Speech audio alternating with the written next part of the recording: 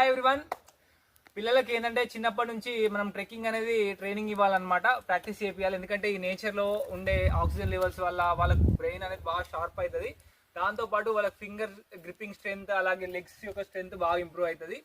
ఎందుకంటే అలాగే మనం ఇంట్లోనే ఉంచకుండా ఈ బయట వాతావరణంలో తిప్పుతున్న కొద్దీ వాళ్ళకు చాలా హాయిగా అనిపిస్తుంది.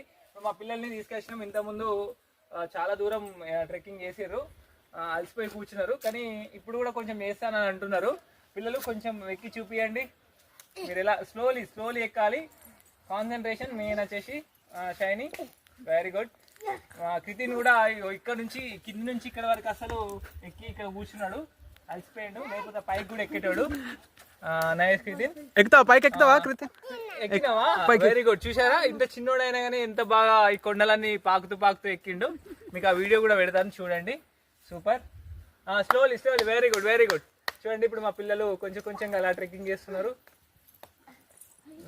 గుడ్. గ్రిప్ తీసుకోవాలి. షైనీ. Very good. నైస్. ఎక్కు, పైకి ఎక్కు. చాలు ఇక షైనీ, నువ్వు చాలు. కాబట్టి కొంచెం ట్రెక్కింగ్ చేసింది.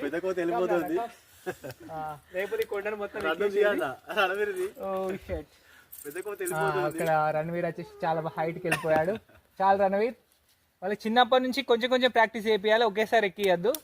మావాడు ఎప్పటి నుంచో చిన్నప్పటి నుంచి వస్తున్నాడు కాబట్టి ఇప్పుడు క్రితిన్ అంత ఏజ్ నుంచి మేము కొండలు ఎక్కిస్తున్నాం, అందుకే ఎక్కగలిగిండు కదా క్రితిన్.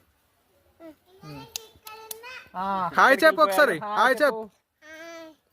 ఇక్కడ నువ్వు కూడా హాయ్ చెప్పు. హాయ్. హర హర్ మహాదేవ్.